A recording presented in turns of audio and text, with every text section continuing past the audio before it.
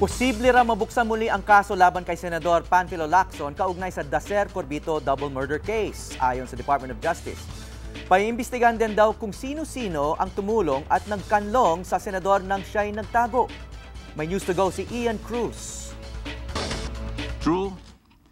Palaisipan daw kay Senador Panfilo Lacson kung bakit tila mainis sa kanya si Justice Secretary Leila de Lima. Nagbalik bansa si Lacson matapos ipawalang bisa ng Court of Appeals ang warrant of arrest laban sa kanya ukol sa Dacer Corbito double murder case. Ayon sa DOJ, posibleng magkaroon ng reinvestigation sa kaso ni Lacson. Git ni Lacson, pwede lang daw itong mangyari kapag mayroong bagong ebidensya laban sa kanya.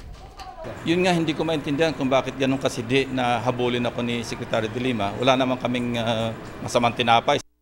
Nais din daw ng kalihim na paimbestigahan kung sino nagkanlong kay Lacson. Nauna nang sinabi ni Lacson na di niya sasabihin kung saang bansa siya nagpunta at kung sino ang mga tumulong sa kanya. At kung nasa ibang bansa raw ang mga tumulong sa kanya, di naman daw sakop ang mga taong ito ng batas ng Pilipinas. May jurisdiction ba tayo doon sa ibang bansa para kasuhan ng harboring criminal yung sinasabing o yung mga nag-aruga sa akin? Parang wala. So, paano ngayon yung sinasabi niyang is it legally possible for DOJ to run after those people? I don't think so. Tungkol naman sa mga ulat na sa bansa lang nagtago si Lacson at di sa ibang bansa, ito ang sagot ng senador. Bahala na sila mag-speculate kung ano talaga. Ian Cruz on the go.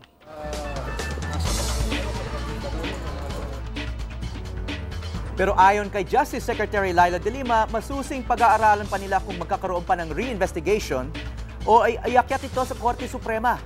Kailangan daw magkaroon ng tinatawag niyang total at genuine closure. Sa puntong ito, makakapanayan naman po natin sa linya ng telepono ang testigo sa Dacer Corbito double murders na si dating Senior Police Superintendent Cesar Mancao. Magandang umaga, sir. Ito po si Howie Severino ng News to Go. Hello, Howie. Good morning sa lahat ng mga nanonood ngayon. Sir, itinanggi po ni Senator Lacson na may kinalaman siya sa Dacer Corbito double murders. Ano pong reaction niyo rito?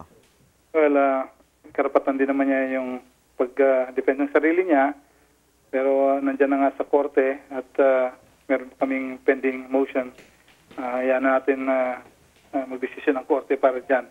Siyempre, meron din siyang gustong protektahan. Sir, kagabi po sa live interview ni Senator Lacson, sinabi po niyang wala raw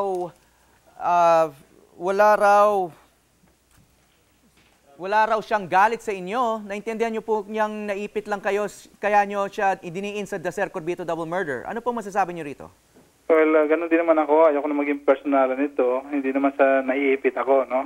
Sa akin lang, gusto ko na talaga ilabas yung anong katotohanan na nalalaman ko dito sa kaso. Kasi masyado ng burden din sa akin, saka sa pamilya ko, saka sa mga taong sumusuporta sa akin. Gusto ko rin talaga mailabas yung, alam ko dyan, lalo na sa Dacer Corbito, kasi yan naman talaga ang reason bakit ako in-extradite dito sa Pilipinas. Kumusta naman po yung kalagayan nyo? Hindi na kayo nasa active service, ano? Matagal na po akong dismiss sa PNP. So, ano hong hanapbuhay niyo ngayon? Kumusta naman yung kalagayan ng pamilya niyo? Paano kayo nabubuhay ngayon? Naghanap buhay naman din ako ng marangal at nasa Witness Protection Program pa naman din ako. Ang pamilya ko po ay nasa Amerika. 3 Christmas test na po na hindi kami magkasama. Nasa Amerika ang pamilya niyo, pero kayo nasa Pilipinas? Opo, kasi ito nga, inaharap ko itong kaso na to. So, gaano katagal pa kaya itong kasong to? Ano po mga susunod na hakbang ninyo ngayon lumantad na si Senator Lacson? Well, matagal na po talaga at saka gusto ko na talaga matapos ito. No? Ang next naming hakbang is mag-file a motion for reconsideration doon sa Court of Appeals na kung saan dinanay yung aming motion to intervene. Okay. Sir, maraming salamat, Mr. Mancao. Welcome po.